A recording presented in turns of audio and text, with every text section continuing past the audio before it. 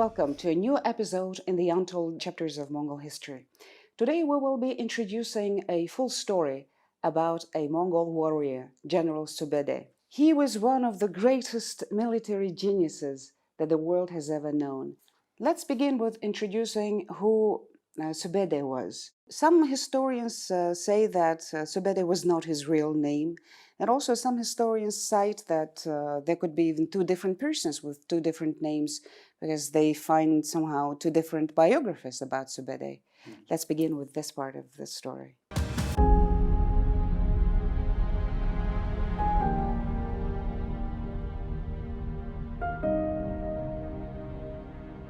It is quite interesting that one of the greatest generals in the world history is not known by his name. His name still being disputed, whether his name was SUBEEDAY or whether his name was Jahorhan. Also, we don't know exactly who was his father. Some historians believe that his father was Jerchuday, blacksmith Jerchuday, and another believe that his father was Habang, etc. So it's very interesting part of the story. If you see the sources, available Mongolian sources, the Yuanxi Chinese source, and also Compendium of Chronicles of Rashid ad-Din, and compare all those sources, I believe that his name was SUBEEDAY, and his father was not blacksmith Jerchuday, but Habang, because in Secret History of Mongols, in clause 120, when SUBEEDAY first joined Genghis Khan, they have written Jahorhan and Jahorhan SUBEEDAY joined Genghis Khan. And because of this, some people believe that SUBEEDAY is in old Uryankhai language means a military advisor, and his real name was Jahorhan.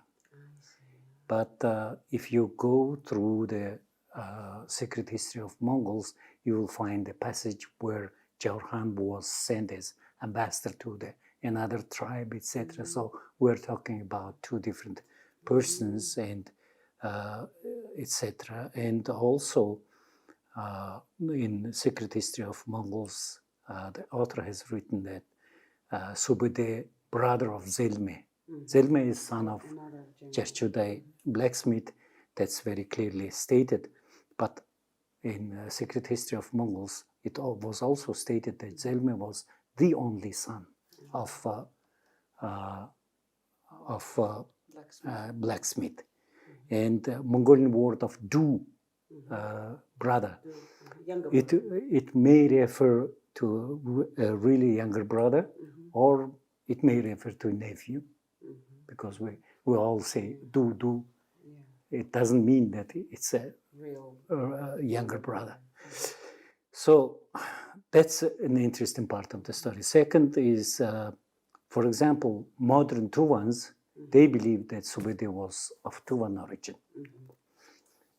Whereas, for example, Dr. Stephen Poe from the European University, he challenged this idea by saying that no, the military general of Mongolian cavalry cannot be of reindeer people, who could not ride a horse. So it's just a mixture of understanding, because modern Tuvan people has been constituted from two groups, original reindeer Tuvans and Uryankhais, but it happened later in 16th century. So at the time of Genghis Khan in 13th century, Uryankhai tribe lived next to Mongol tribe, and some believe that Uryankhais that time was a kind of vassal of Mongols. And when Genghis Khan was born, the father of Zelme, the Jerchuday, the blacksmith, he came to Isugei's home, greeted newborn child, and gave a gift, etc., etc. So I believe that Uryankhais, that is mentioned in the Secret History of Mongols, was a steppe tribe, really with the horses, etc. And Subedai belonged to this tribe. He joined Genghis Khan, obviously, when he was 11-year-old. That raises another question. How come that 11-year-old boy was taken into a military? Because, you see, in old Mongol tradition, when a boy reaches 12, he was considered to be an adult. Already Already. 12 and he's... Yeah, and of course he would not participate in military actions, etc., but he will be serving as, I don't know, support military functions, look after the horses, prepare food, etc., etc. So probably Subedai joined Genghis Khan military as a kind of support staff. What year he was born?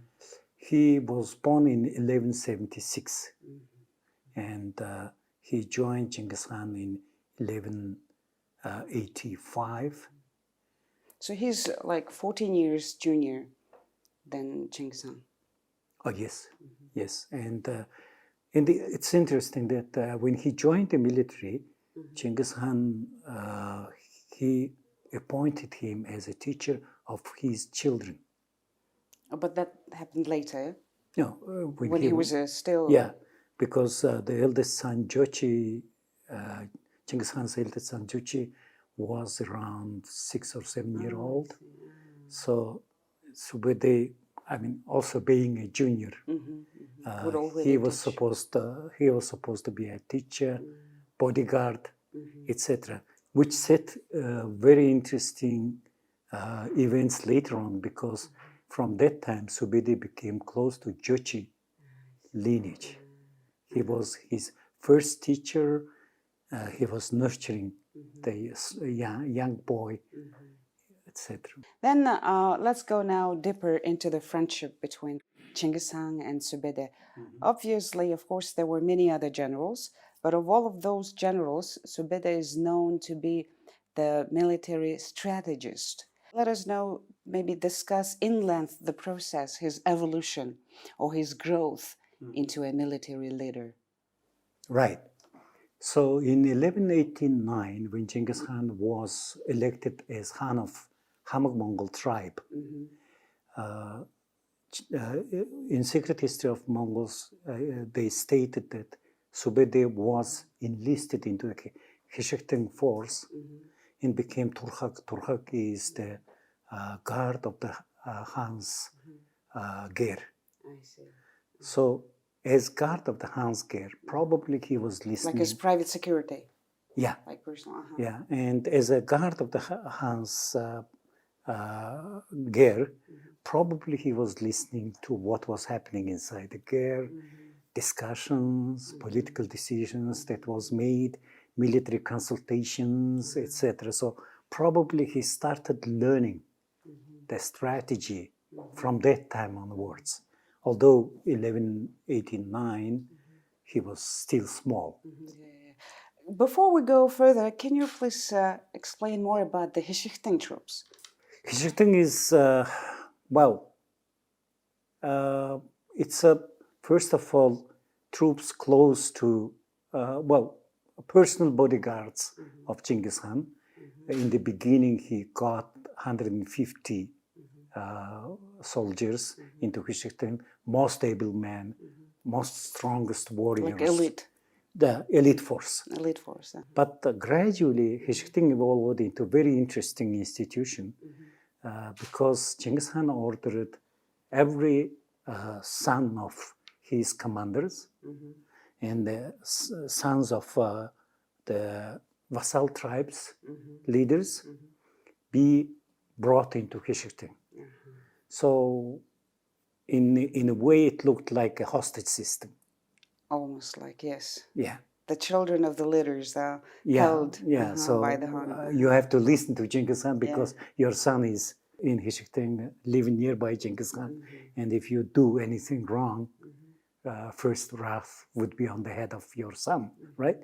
But on the other hand, Khishikting evolved into a kind of military institute and administrative institute because everybody who gone through Hishikten troops was appointed as a commander to the other army units.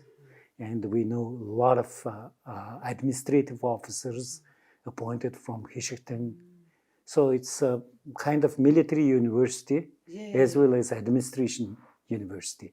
And great schooling for military leaders. yes, yeah? and it was a kind of place where future leaders were nurtured. So sending your son to Hishikten did not look like a hostage system, but it was a kind of brilliant beginning of the career of your son in the great empire.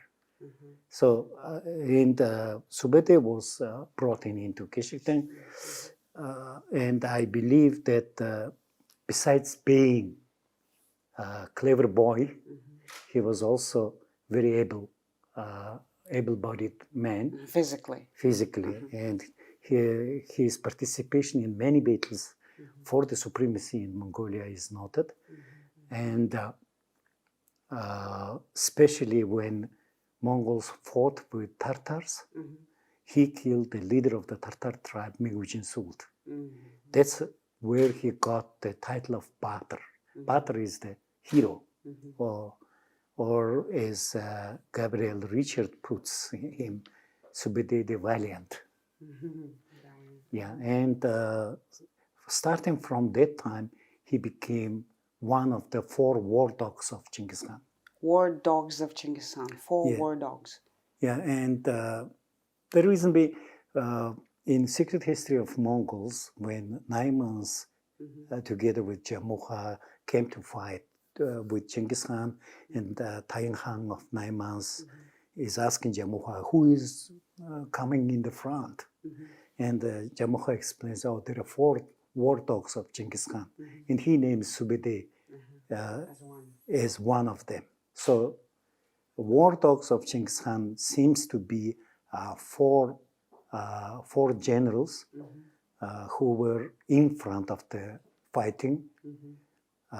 That means that they're most skilled warriors, and also his men were the most skilled people who would go in front of all the troops and approach the enemy.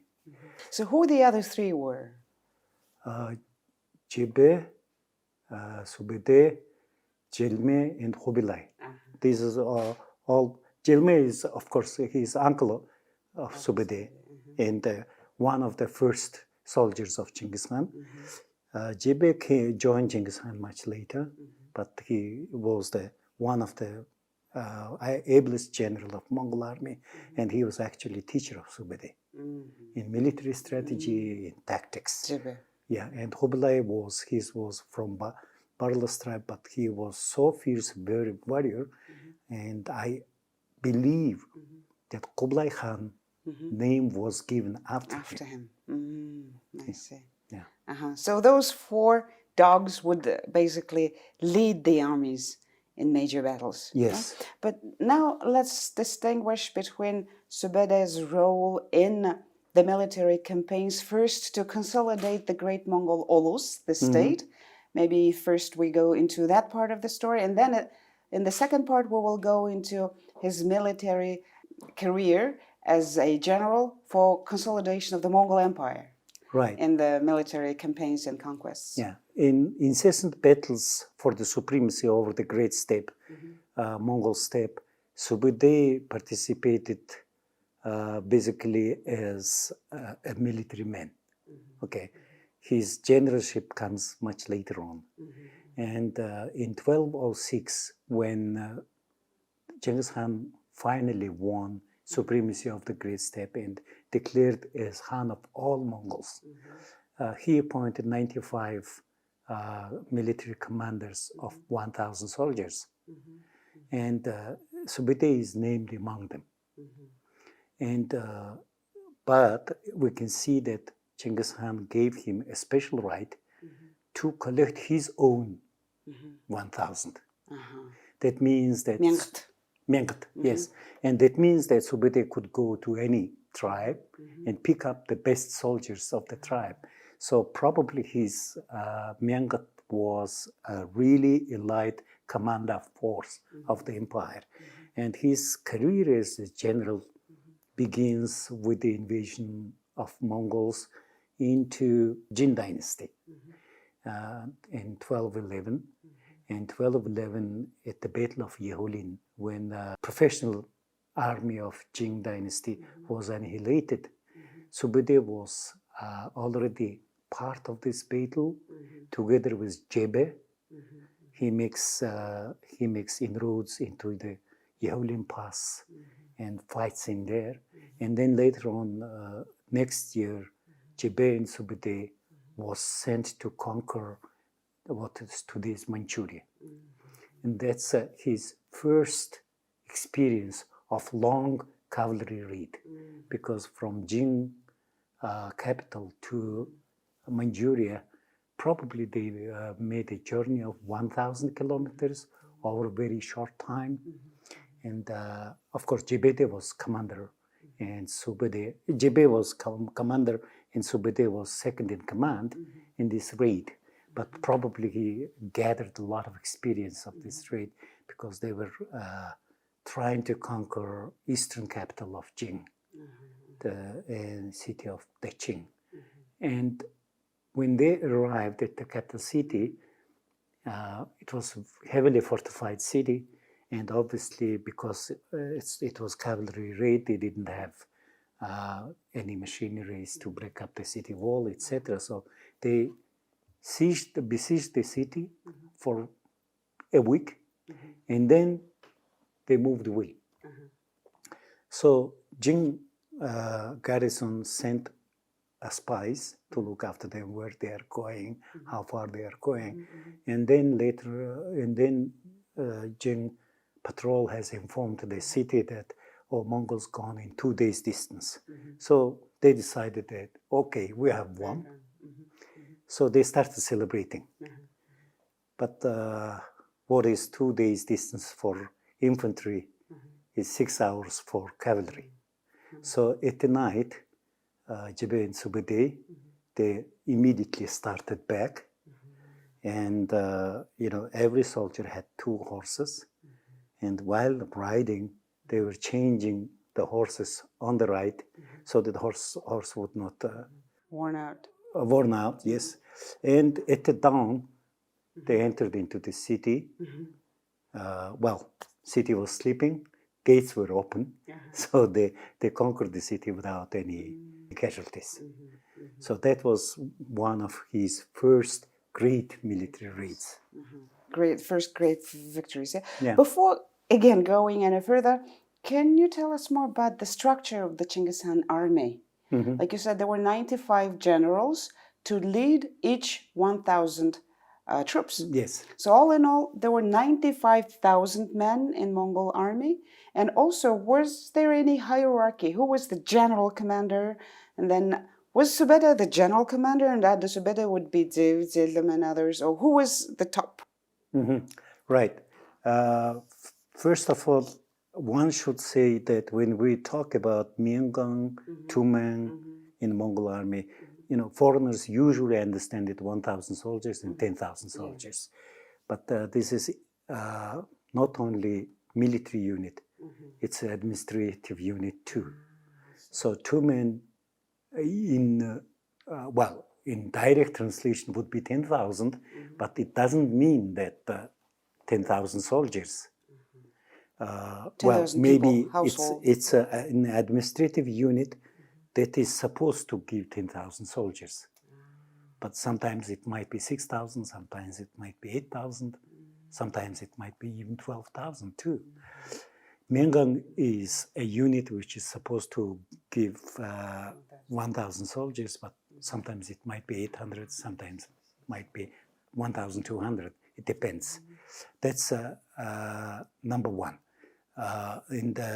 Number two, in these commanders, above this, in the initial stage of Mongol army, there were 4 cherbis appointed. Cherbi is a kind of wing commander. So 4 cherbis above these generals. Four cherries. Yeah, and then, of course, so one wing is under Genghis Khan, directly under Genghis Khan, and there is a right-hand wing, left wing, and central wing. That's as far as administrative structure is concerned. During the war, it will depend how Genghis Khan will develop his strategy for a war. So usually Jibe and SUBEEDAY, these four war dogs, they would march in front, and after them, they were called Alginchi. Alginchi is a kind of reconnaissance force. So they will marching in front, look for the enemy, and if they will meet the enemy, they will try to find out weaker part of the front, skirmishing with the enemy. If enemy is too strong, then they will run away, luring the enemy into the wrong direction, or they will skirmish with the enemy but inform the main force that the enemy is here, in order to give time to the main force to create a battle formation, etc., etc. So these four dogs would usually march in front, followed by, before the main force, followed by what is called in secret history of Mongols, Mandlatsirik. Mandlatsirik is avant-garde of the army. That's usually also well-trained and well-armed men, and followed by main force. And after the main force, in the secret history of Mongols, they called it Hututsirik. Hututsirik means a kind of supply forces. So logistics unit. Logistics unit, but it's not exactly logistics unit. Of course, the logistics units consisted, I don't know, blacksmiths, okay, who will repair your weaponry, or and the herder troops. Herder troops, doctors, shamans, but in time of need, they might enter into a battle too. So this was regular battle formation of the army during the march. So SUBEEDAY was among the top generals who would advance as a reconnaissance force. And of course, Commander General is Genghis Khan himself. So in front of him, he would have his four dogs, his four generals. Yes. So in that way, they structured their army and led the campaigns. Now let's go back to the great step, consolidation of Ulus. What major battles? So earlier, we briefly touched upon his first military campaign to Jin Dynasty and besieging and, of course, victory over the capital. Now, within the Mongol Ulus, what were the major battles he won within the Ulus? But if you would like to move onto further, external conquests of Genghis Khan, we could also move on to that. But first, I would like still to know about the notable ones within Mongol Ulus consolidation. Yeah, if we talk about SUBEEDAY. Yeah, SUBEEDAY, yeah. And then, of course, being a war dog of Genghis Khan doesn't mean that he would command all the forces. So battle strategy was done by Genghis Khan himself, by other able generals like Mughali, Jebe, and etc., who were older than SUBEEDAY and more experienced than SUBEEDAY at that time. And SUBEEDAY as a general, we will talk during the foreign conquests. And but the toughest battle that he faced was probably during the consolidation of Mongol Empire, Mongol Ulus, because in these battles he lost one eye, and he was wounded on his leg, so etc. So probably toughest battle that he faced was during the consolidation of Mongol Ulus. So when he was still young. He was still young, and he was still commanding 1,000 soldiers only. these 1,000 soldiers were the toughest elite unit of Genghis Khan's army. So they were sent into battle first, get out of the battle the last. So this, of course, this was in a way a very risky unit, I would say, and that's why even being commander of this unit, he got wounded in different battles. So obviously, as a military genius, he refined Genghis Khan's military strategies and tactics. What were the main contributions he made into the art of warfare of Genghis Khan? First of all, he was the, I would say, he was the one of the authors of the far-flung cavalry raids. As I mentioned to you, in 1213, together with Jibbe, he made this cavalry raid into Eastern China, what is today Eastern China, Manchuria. But later on, he was sent after Merkids, who fled Mongolia into Western Kazakhstan to Ural Mountains. And SUBEEDAY was sent together with elder son of Genghis Khan, Zochi, to chase after them. And Secret History of Mongols gives us a narrative of Genghis Khan giving advices to SUBEEDAY how to go. How to go. He explains, that he is not required to make a lot of hunting on the way, that he should not wear out the soldiers, etc., etc., because this was the first raid by the Mongols to a distance of about 2,000 kilometers from Mongol territory through the country of Uyghurs and country of Karluks. And SUBEEDAY was supposed to go through these territories without offending these nations in order not to make them an enemy of Mongols, and go after Merkids and chase them and defeat them. So that was very important. That's why Genghis Khan is giving so much advice, and that it's noted down in a great detail in Secret History. When was that? Which year? That was 1207. Right after the formation of the Olos. Right after the formation of the Great Mongol Olos. Yes. Second thing which is interesting is that Crown Prince Juchi is traveling with him, and it is supposed that Juchi is the commander, right? Yeah, Han's son. Han's son. But Genghis Khan is giving advice not to Juchi.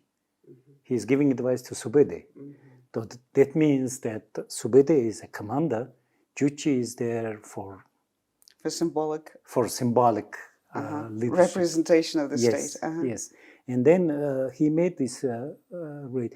And then I would say that he started developing a skill of diplomat of that time, because it's not easy. You cross two countries and you do not offend them. Your unit would need food. Your unit would need supply. Your supply line is behind, 2,000 kilometers behind. You're among the foreign population, which probably would not be welcoming you. And you are going if it's a military force, yes. Yeah, and you are going to fight with a tribe which probably will be outnumbering you. So, but he made this raid brilliantly. He fought well when he arrived in the Mogujer Mountains. That's south of Ural Mountain range in the western Kazakhstan. When he arrived there, he found the Merkids were aligned with Kanglin tribe or Kangli tribe. That's one of the Kipchak tribes in the Deshti Kipchak. And but in the battle, he overpowered both of them, captured the leader of the Merkids. And Genghis Khan ordered SUBEEDAY to execute the leader of the Mirkits. But the guy, Hutu, happened to be a brilliant shooter. Brilliant shooter, and very skilled in brilliant shooter. And Juche, when he saw this, he asked SUBEEDAY to spare his life. And SUBEEDAY said, no, your father ordered to execute him. And he executed. That again shows who was the commander, right? Yes, yes.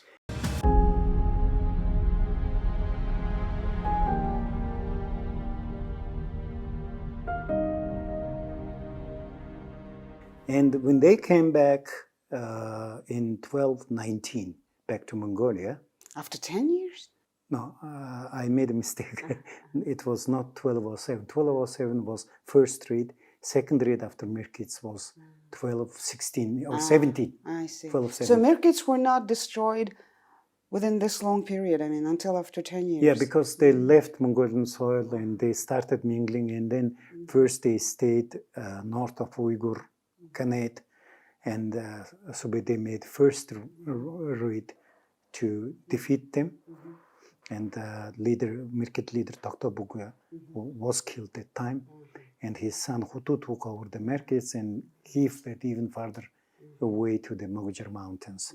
And second raid was 1217, together with the Jochi, and he was successful in doing this raid. But when he came back to Mongolia, Mongolia was already preparing a war with Khwarezmian Empire. And when the Mongol forces attacked Khwarezmian Empire, SUBEEDAY was already commander of main body of Mongol forces. Mongol forces were divided into 4 or 5 corpses. One was under Jebe.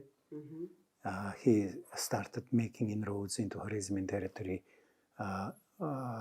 cutting through the Tian Shan mountains. Juche, with his forces, approached the Fergana Valley. Ugute and Sagata, with their forces, they went into Otrar city immediately to the Sirdarya river. And Chinggis Khan and SUBEEDAY, with the main body of their army, went into north of Khwarezmian Empire. And there, the military genius of SUBEEDAY was seen, because when the army came to the city of Otrar, laid the siege of the city of Otrar, and from there, Chinggis Khan and SUBEEDAY, with the main body of the army, went to the northwards. In order to understand this, we need to see also the defending strategy of Khwarezmians. Khwarezmians were planning to defend against Mongols along the line of Sirdarya River. Okay? That's their defense line. That's the defense line. And you see the city of Otrar. And the major cities were on the western bank of the river. So, his major army was near Bukhara. Muhammad Shah's. So his strategy was that when Mongols will attack, they will have a hurdle of Sirdarya River, and also the castles on the western bank of the river, and they will start engaging those castles, and then Muhammad Shah will understand which direction main body of the army is going. So then he will move with his forces from Bukhara to defeat Mongols. Okay, that's their strategy. That's their strategy. What actually Chinggis Khan and SUBEEDAY did was a little different. They divided their forces into 5 different columns. First, Juche, elder son of Chinggis Khan, made inroad from Kashgar into the Fergana Valley. So Muhammad Shah obviously decided that instead of Sirdarya River, Mongols are going to come from Fergana. So he sent half of his forces, 200,000 soldiers, into the Fergana Valley to meet the Juche. Yeah. But Juche retreated immediately. So Muhammad Shah had to keep half of his forces in Fergana in anticipation that Mongols will come through Fergana Valley. Whereas main body of the army went from Balkhash Lake into the Sirdarya River. That's SUBEEDAY's army. That's Genghis Khan, SUBEEDAY, Uguday, Tsagatai, main army. Main army. Yeah. And when they reached the city of Atrar, they besieged the city of Atrar, and Genghis Khan and SUBEEDAY goes northwards. Probably Khwarezm Shah was at loss of understanding what's going on, because first of all, if you go to the northwards,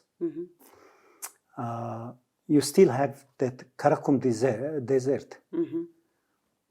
Yes. Even if you cross Sirdarya River, then probably they were assuming that They'll have to cross. They'll have to cross the Kizilkum Desert, which was considered to be incrossable.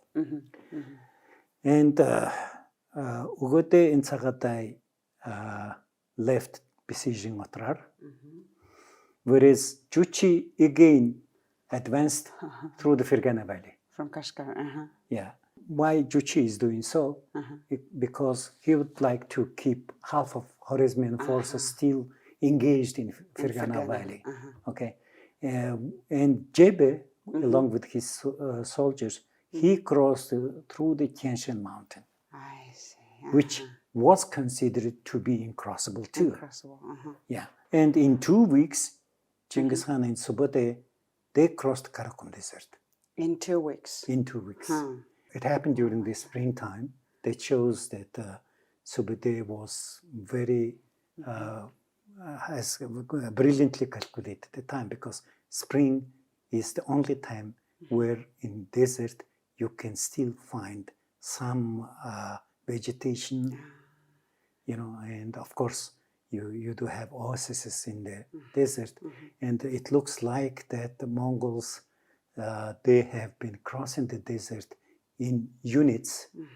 So they have already found out all the oases.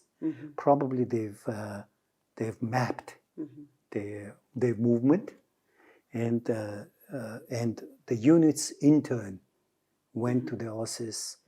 And when the first unit went to the next oasis, second unit comes to the first oasis, etc. So 50,000 soldiers or five Tumans crossed the Kizilkum deserts in 2 weeks' times and appeared at the gates of Bukhara. In April 1220. In April 1220, which was considered unimaginable. And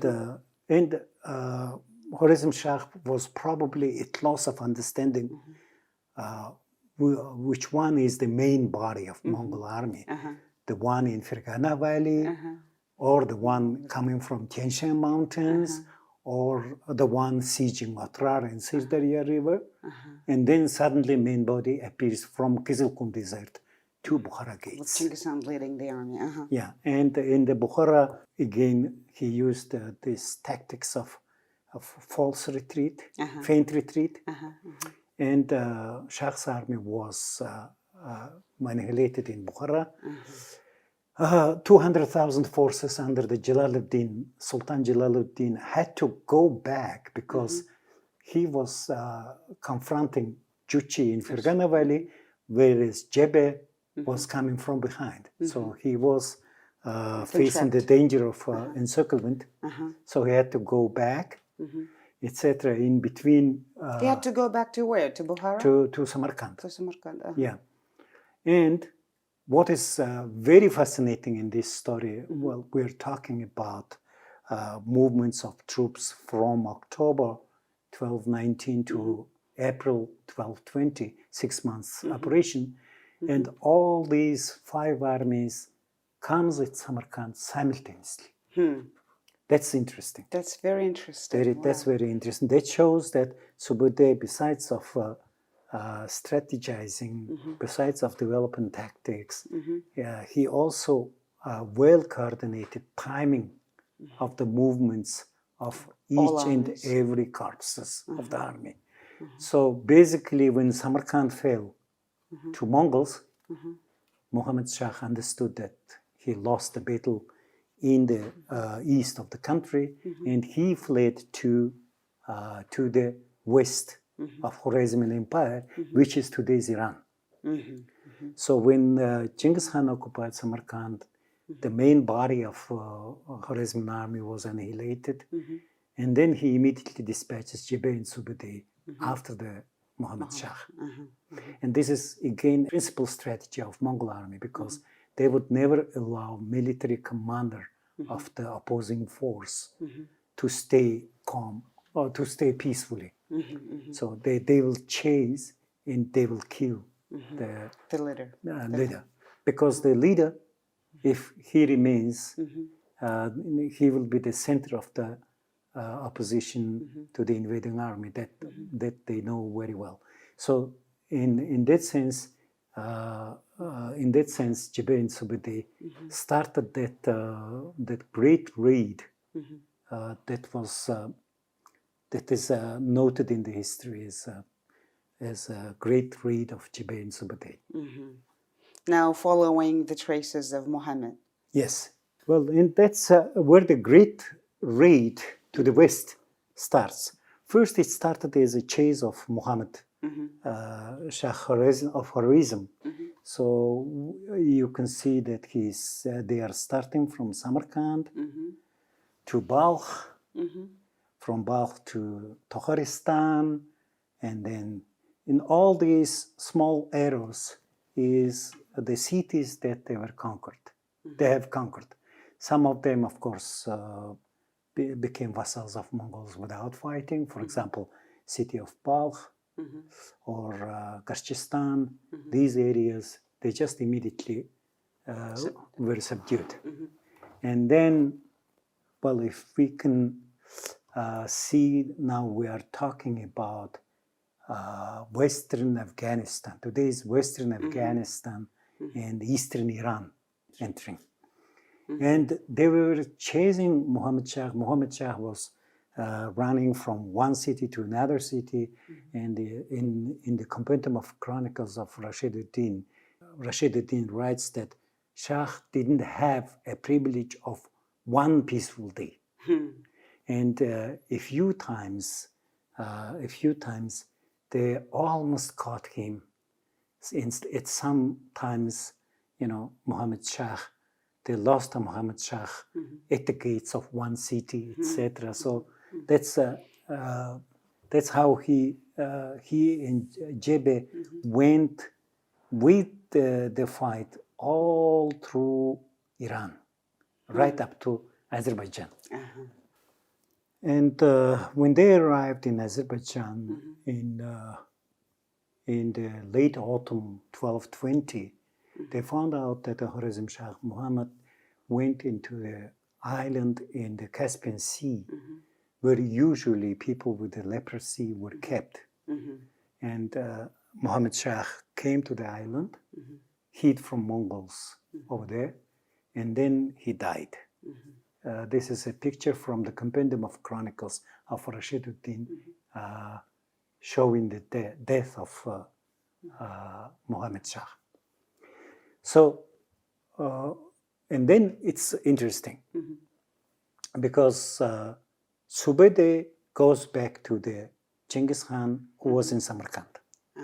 He was called back to inform that Muhammad Shah is dead. That gives us two interesting observations. First of all, remember in his first raid in eastern Manchuria, Jibay was commander and Subedai was second in command. And this time, it looks like that Subedai was commander and Jibay was second in command, because Genghis Khan would not call back second in command. He would call back commander. So that's one interesting observation. And second observation is that Subedai covered during the winter 1,200 kilometers in a week to come back to Genghis Khan. That shows us that the suggestions of some foreign scholars that SUBEEDAY was overweight, that he was so overweight that Genghis Khan had to build an iron cart for him. That's untrue. I mean, how come that overweight man covers 1,200 kilometers in a week on horseback? In winter, in snow. In snow.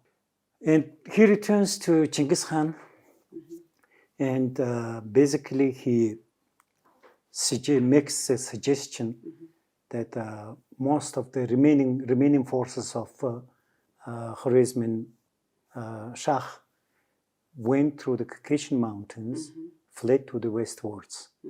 So he suggests to Genghis Khan that he should follow the remnants of these Kipchaks and defeat them.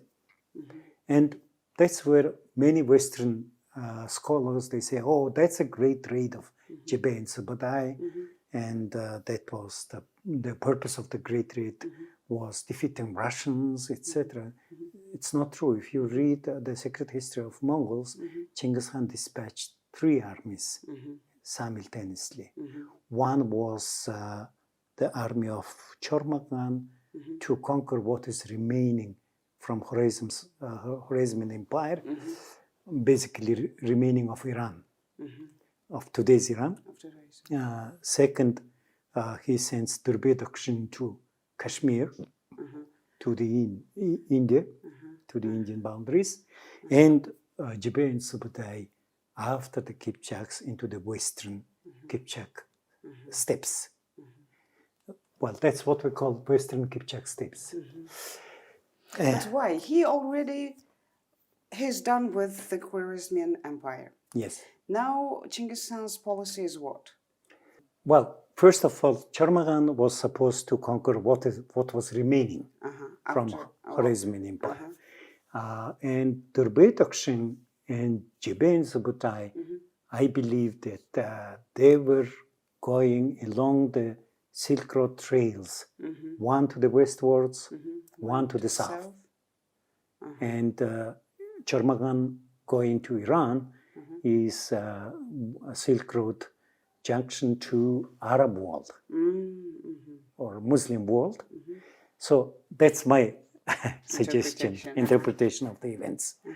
And then his great raid again continues from the Caspian Sea through the Caucasian mountains. In the way they defeat Georgians, which was the most strongest empire in the Caucasian mountains at that time. They defeat Azerbaijanians. They defeat Shemahans. There's a city of Shemahan. I don't know. The Russian viewers would probably remember the Pushkin's famous tale of the golden cockerel, Сказка о золотом петушке, where the King Dadon marries to the princess of Shemahan. This is the city of Shemahan. They conquer the city of Shemahan, and they go through the Caucasian mountains, through the Derbent Pass. And when they arrived at the northern end of the Caucasian mountains, they found that Kipchaks aligned together with the Alans, Cherkess, Lezgins, all these mountain people. They were waiting for them to fight. It was a very critical moment because they could not go back because behind was Caucasian mountain. And if they go forward, then there is a strong force outnumbering them seriously. And there again, SUBEEDAY shows his ability of diplomat. He sends emissary to the Kipchaks. Well, these Kipchaks are not the Kipchaks that they were fighting with Mongols in Khwarezmian Empire. That's Western Kipchaks. So they told to the Kipchaks that you are a nomad, I am a nomad. We belong to the same tribe. Why should we fight each other? You just leave these Alans, Cherkesses, go back and we'll give you a lot of gifts. And probably by that time, they were already tremendously rich. Mm-hmm. Because after defeating Azerbaijan, after defeating Georgia, there are today still tale of Subeedays called hidden Treasures. somewhere in Caucasian mountains. Not found yet? Not found yet. I don't know. This is maybe a tale. And then Kipchaks, lured by rich gifts, they left Alans. And Jibe and Subeeday easily defeated Alans. And then afterwards, they chased Kipchaks, defeated them. Two major Kipchak rulers were killed, Yuri Konchakovich and Danilo Kabyakovich. And Kipchaks further fled to Russia. The remnants, Yeah. the remainders. Yeah, and then there Subeeday and Jibe separates. Jibe goes to look after Kipchaks in northern Caspia, whereas Subeeday goes to the Crimea, to this city of Sudak. And there he performs a very interesting thing, because Crimea was an important trading port between West and the East, because Silk Road would go across the Caucasia and then come to the Italian ports in Black Sea. And then from there, trade would go to the Europe. But these Italian ports in Crimea were under competition between Venetians and Genoans. And somehow Venetians were clever enough to make friends with Subeeday. So Subeeday went and seized city of Sudak, that's a Genoan port, and chased out Genoans from the Black Sea, which provided a trade monopoly for Venetians. And Venetians provided him a lot of military intelligence about Europe, who is ruling in Europe, who are the Russians, and all this stuff. And while he was in Crimea, the Kipchaks who fled to Russia, they joined with the Russians and joined Russian and Kipchak forces, approached Crimea to fight with the Mongols. Well, Russian sources, they say that Kipchak Khan Kotyan, for the English language viewers, I should say that in the West, Kipchaks are called Kumans, and Russians call them Polovtsi. So maybe we'll start from this point. We will start to use the terminology of Kumans. Yeah, and when then Kipchaks is what language? Kipchak is, I believe, that's a self-name of this tribe, and Mongols used to call them Kipchak. And Russian sources explain that Russians joined the Kipchak forces to fight with the Mongols because Kipchak Khan Kotyan told them, okay, today they conquer us, tomorrow they will conquer you. Russia was in a state of turmoil at that time. There was no single state. I think after Yaroslav Mudry, the Russian principalities have been divided probably into 20-something smaller principalities. You can group them Southern Russian and Northern Russian principalities. And there was incessant feud among them. Well, Subeeday was probably clever enough to find out the situation inside Russians. So when Russians approached Crimea, he sent an emissary to tell them that we're not here to fight with you. We did not touch your territory. We mean nothing, no harm to you. We are coming after Kipchaks who are supposed to be our vassals and run away. So, let's beat them together and you can take whatever you want from them. This time, of course, Kipchak Khan told Russians, no, they did so in Caucasia last time, and many of us have been killed. Don't believe them. Probably he instigated killing of the ambassador, Mongolian ambassador, at that point. Well, unfortunately, Russian rulers probably, of course, they were not aware of Great Yasa of Genghis Khan, that killing of ambassador is an offense punishable by death. By killing an ambassador, they first they became an enemy of Mongols, and secondly, they were supposed to be punished by death. And that time, Jebe comes back from Don Steppes, and again there, well, at the Battle of Khalkha, I believe that Mongol forces were about 10 to 12,000, because we are talking about two Tumens who went all the way from Bukhara, Samarkand, fighting all the way through. So probably some of them have been killed by the time, etc. So I can just assume maybe Mongol forces were 12,000. Russian sources say that Russian forces together with the Kipchaks were 80,000, which I don't believe.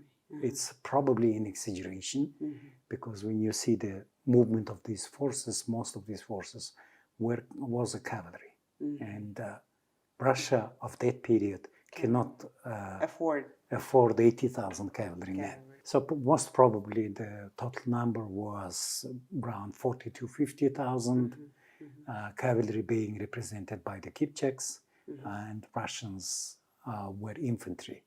But the Mongols were still outnumbered by Kipchaks and Russians two to threefold. Yes, that's right. What SUBEEDAY did is that he starts, Jebe and SUBEEDAY, he starts retreating from Russians right up the river of Khalkha for 8 days. After unsuccessful negotiations, they retreat. Yes. And in the beginning, when the Russians approached, they have left some of their logistic trains with a fewer number of soldiers on their way.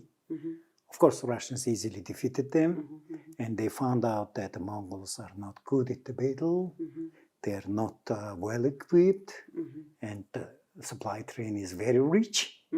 So immediately Russians decided, well, it's easy foe to defeat. So they started following retreating Mongols. But was Zib in that part that was defeated?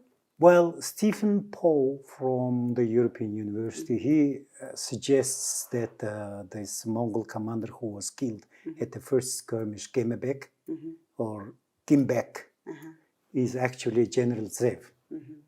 Zev is Arrowhead, right? Yes. And Gemebek, in Stephen Paul suggests that Yamabek in Turkish, all Turkish, is Arrowhead.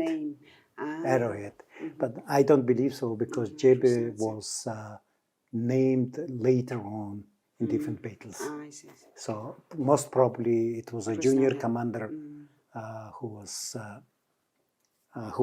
was left behind just in order to create an impression among the Russians that they are facing easy foe.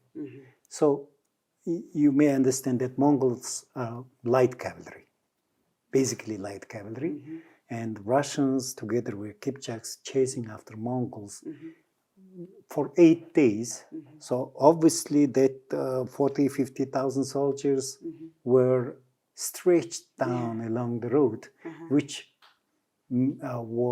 has become an easy target for Mongols. Maybe they are inferior in general by numbers, but at any given point, you can create superiority of the numbers.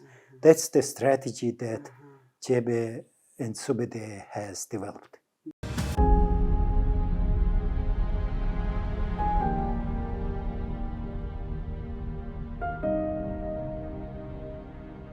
Here at the Battle of Khalkha, we will use the image of the YouTube channel Kings and Generals.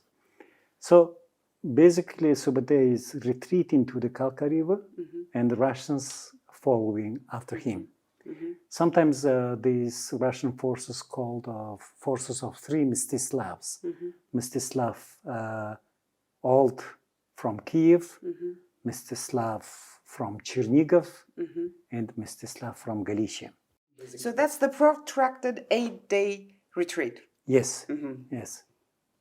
And obviously, Kipchaks being light cavalry, they were in front, and then Russian heavy cavalry, they were following after. Well, here, in order to make you understand, blue are Mongolian forces, and these are Kipchak forces in front of the advancing Russians, and these are Russian cavalry, and from behind the rest of the Russian forces. So they put Soyombo, yeah? How SUBEEDAY developed actually developed a plan of actual battle is that when Russian forces will start crossing Kalka River, obviously at the crossing they will take time. Yes. So the Mongols were waiting on the other bank of the river, and when half of the forces crossed the river, basically Kipchaks, first crossed the river, the regiments of Mstislav from Chernigov was at the crossing actually, in the process of crossing, and the remnants of the Russian forces were just following behind them. So they hit first the Kipchaks. And when the Kipchaks, were chased away by Mongols, they came at the crossing and hit the Russians at the crossing. But the Russians were still on the other side of the river. No, some of them they were already still crossed. crossing. I see. So the fleeing Kipchaks hit Russians. So probably Russians could not organize any formation to oppose Mongols. And they started again fleeing from Mongol forces, and Mongols following Kipchaks crossed the river and went to the other bank of the river, chasing the remaining Russian force.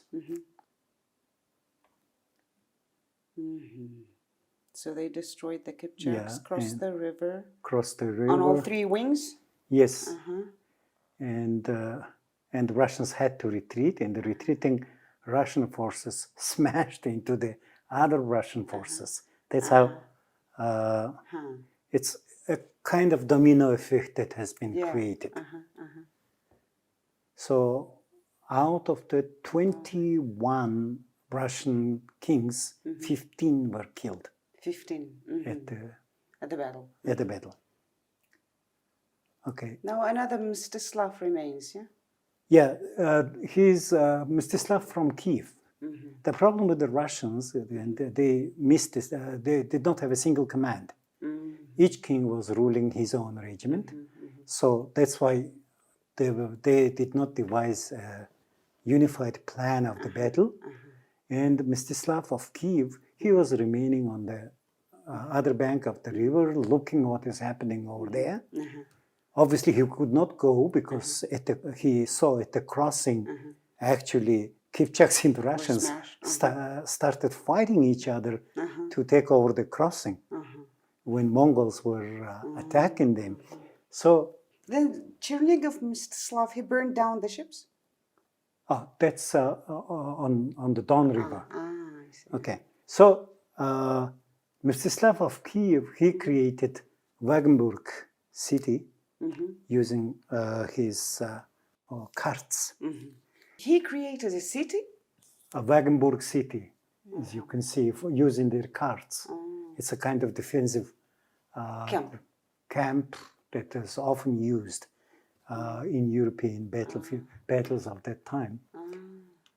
And Mongols have been divided into two parts. One was chasing after the fleeing Russians, and another one was has encircled the Mstislav of Kiev. And at this point, SUBEEDAY obviously did not want to lose a lot of men, So he sent one of proto-Cossacks who sided with Mongols at that time, Ploskinya, to the camp, and Ploskinya told him that if you give up, Or Mongols surrender? and give up, then Mongols will not shed your blood. So, well, that was very usual for Russian feudal wars, that if you give up, if you surrender, then usually, Life is spared. Your life is spared, and you pay the ransom and go back. Okay, SUBEEDAY promised not to shed the blood, but he did not promise that his death sentence is going to be waived off. Number one, because he killed ambassadors. Yes. Yeah, and he's Punishable by that time. So it's a play of words, yeah? I will not Well, shed your life, but that's he a didn't great say I will lesson not kill you. for us to learn. When you conclude an agreement, please carefully read each and every sentence, and especially those with small letters. Right. So, and that's how a lot of Russian kings have been captured, and they were put under the wooden panels, and the Mongols would organize festivities on the panels so that the Russian kings below the panel have been dead. But SUBEEDAY kept his promise not to shed the blood. Well, as you can see, this is the story. And it's a clash of two civilizations, because two philosophies. In Mongol understanding, if you are put to death without shedding your blood, is actually honorable death. It's like with Jamoh, yeah? Yeah, it's like with Jamoh and Mongols. Mongols, they believed that if you are of good origin, good blood, your blood should not be bled. And in Mongol belief, your soul is in blood, and if it goes to the earth, then your soul is lost. Whereas if you are put to the death without blood, then your soul remains, and whereas for Russians, it was an atrocity, etc. Okay, so after defeating the Russians at the Battle of Khalkha, SUBEEDAY goes back to Central Asia, to Genghis Khan camp. Genghis Khan is still in Samarkand? Yes, he's still somewhere in Central Asia. But on the way back, he visits Bulgarians at the Volga River. And there is one question, because some historians believe that the single defeat that SUBEEDAY suffered was at Bulgarian kingdom. But if you carefully read all these sources of medieval history, you will find only one reference that he was defeated in Bulgaria or in Volga River from Mosul historian Al-Asir. It's very questionable. First of all, Al-Asir was against Mongols.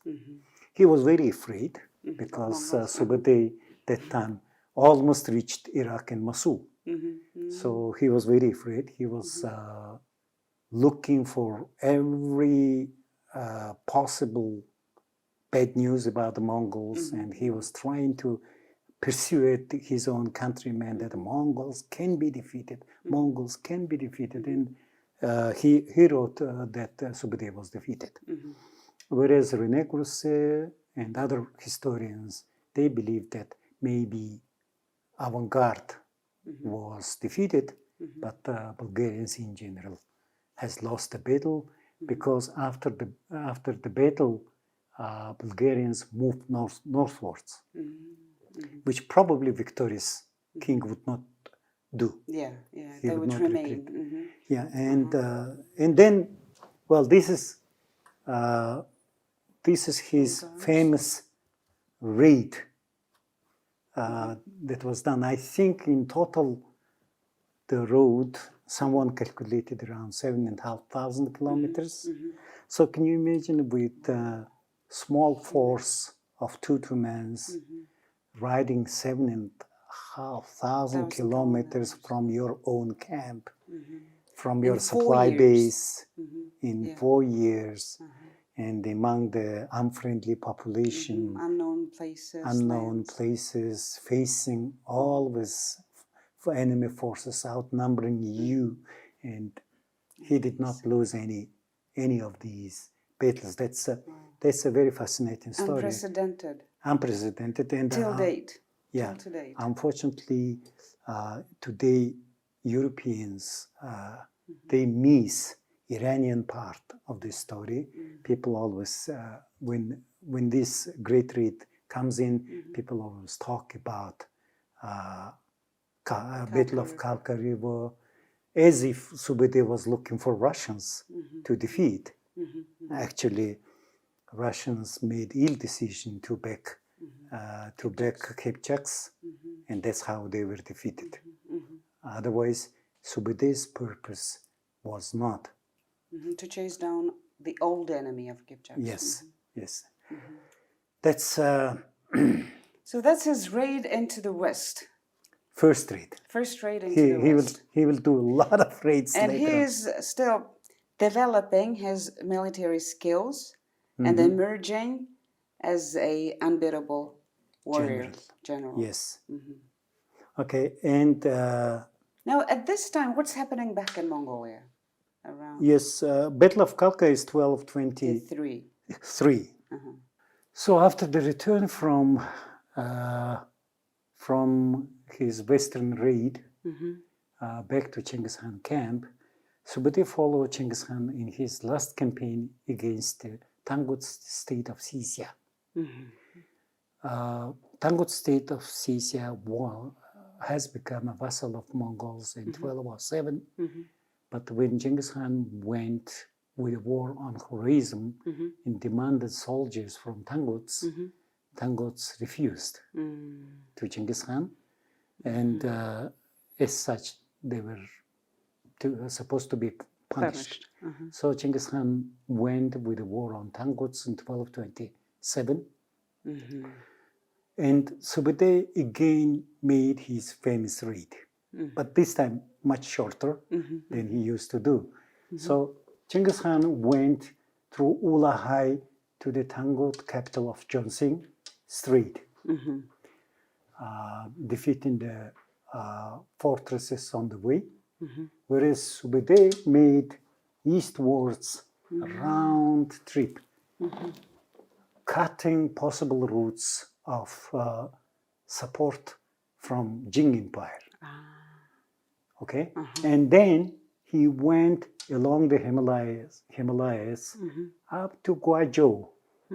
So basically, if you see, he made a huge encirclement of Tangut forces, leaving them no hope of support from anywhere, whereas Genghis Khan was approaching the capital city from the north.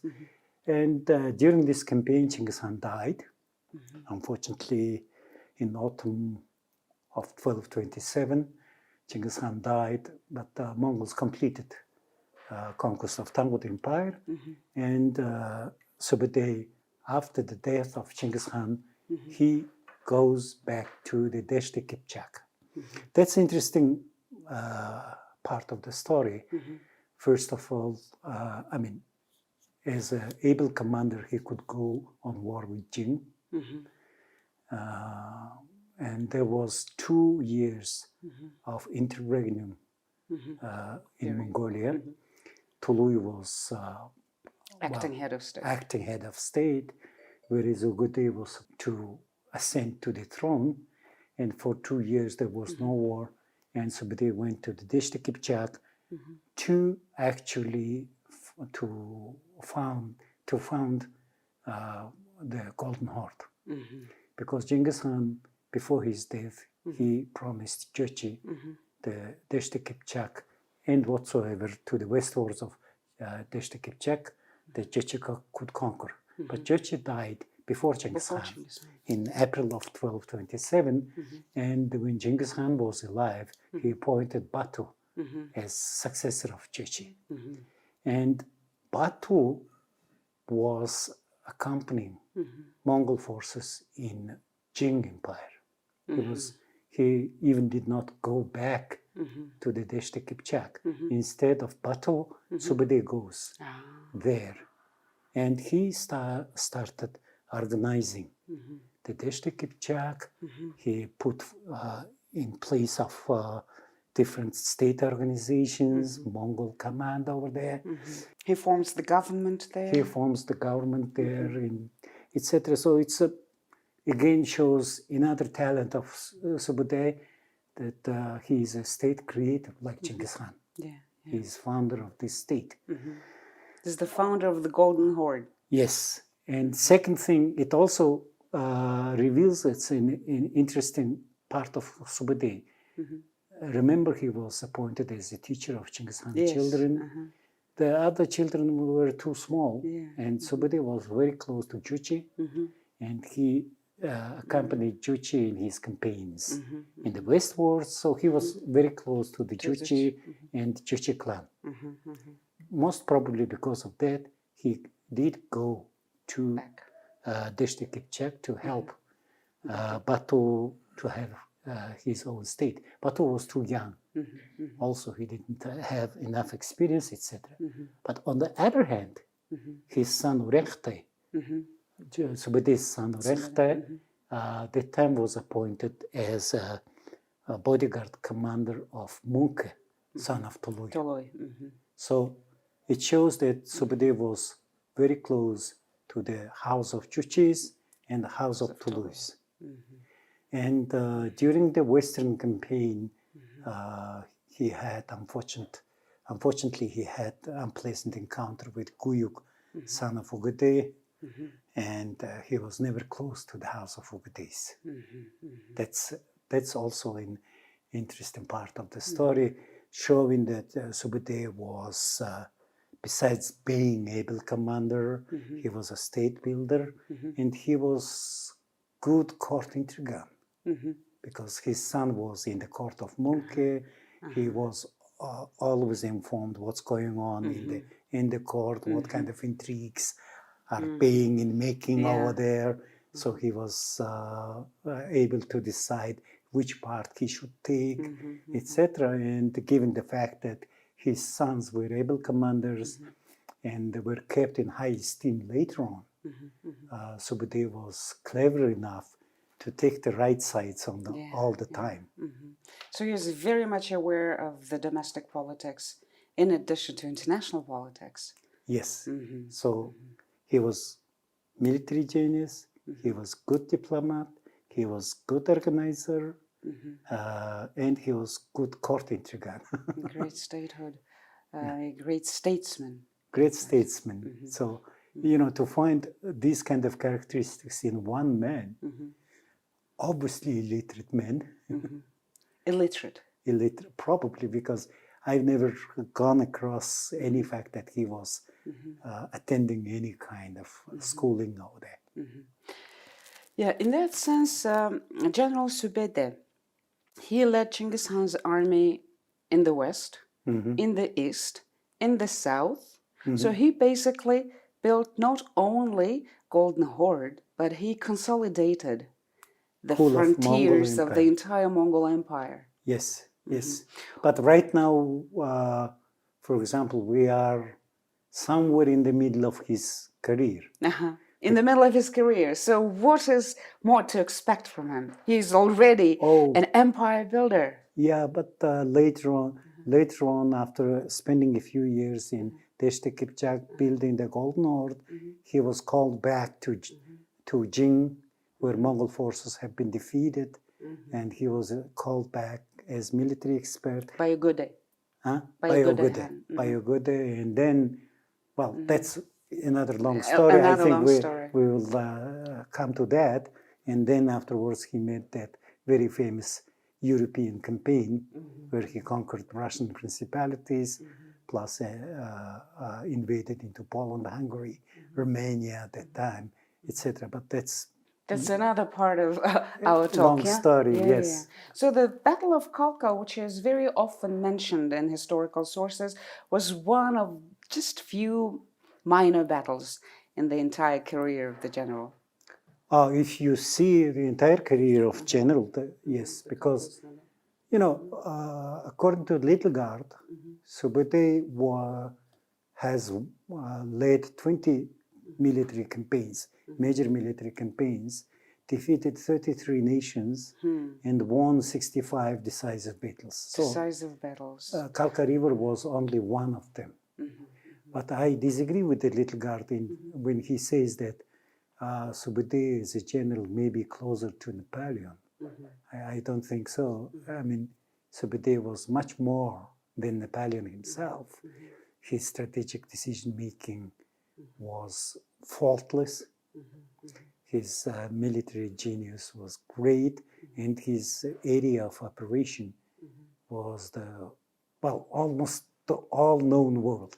All-known world. Yes, and that's in that way, I do not think that we can compare Subedey to anybody else.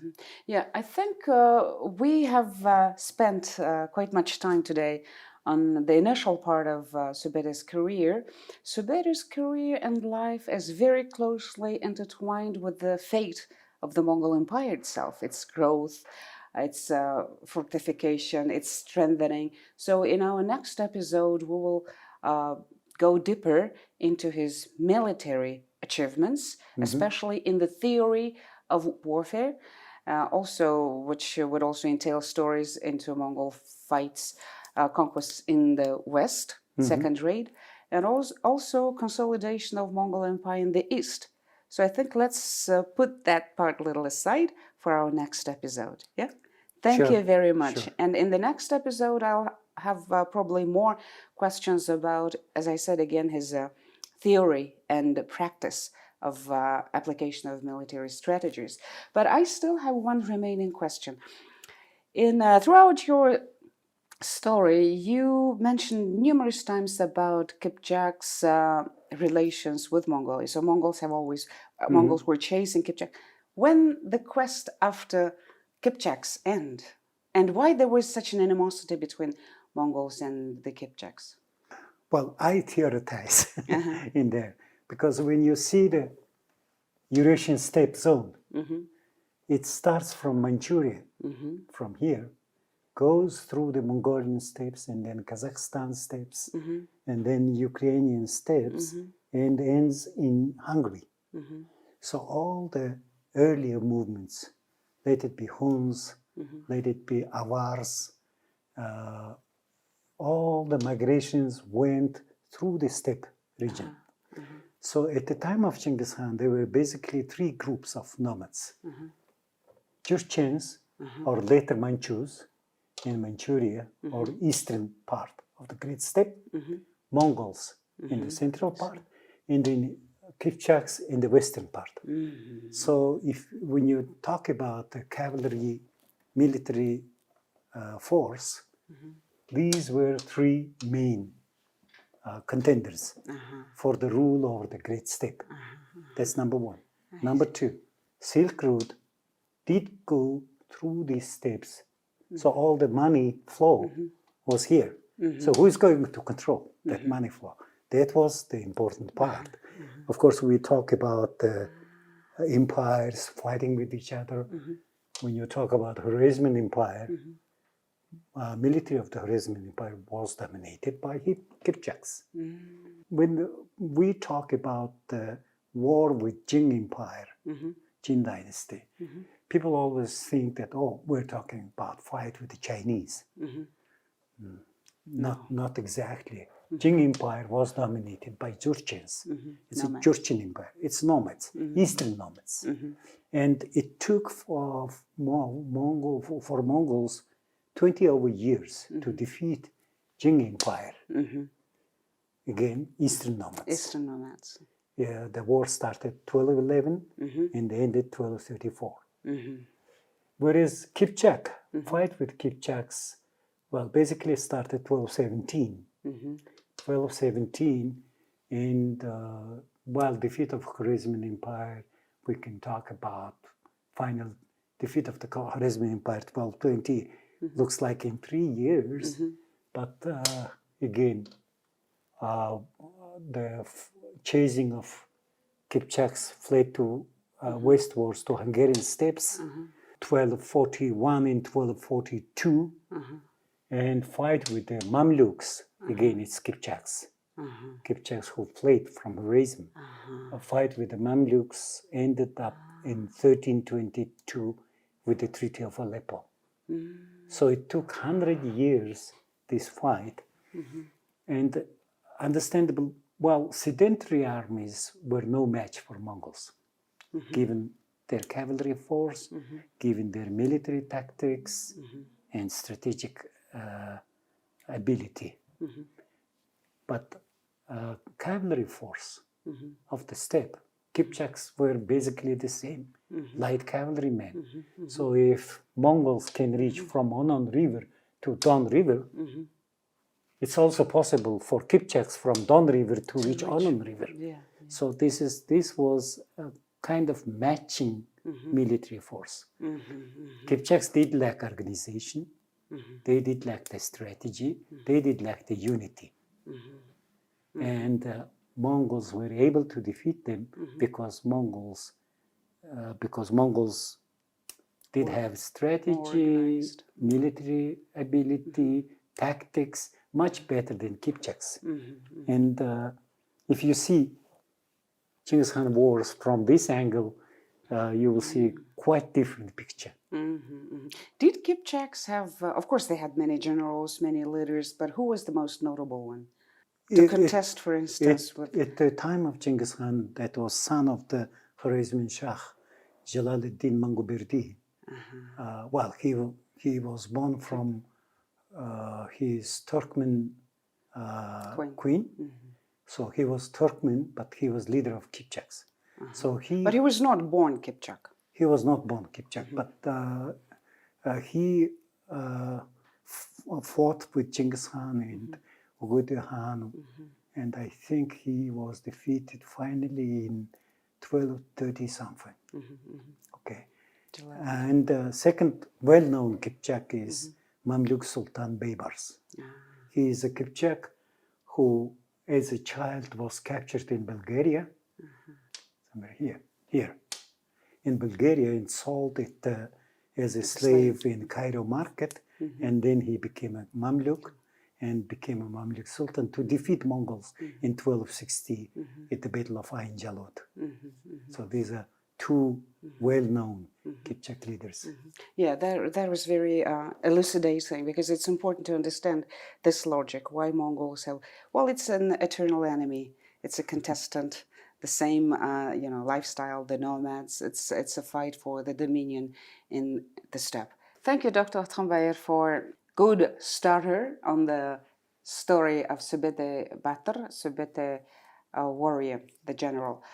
The SUBEEDAY Battor story, as it unfolds as a story of a great general, also tells the story of the growth and consolidation of the Mongol Empire. So in line with learning about the biography of this great warrior, of great general, we learn more about the Mongol Empire. And I think this story will continue in our next episode on SUBEEDAY Battor. And with this, we bid goodbye to you, and we'll see you on our next episode.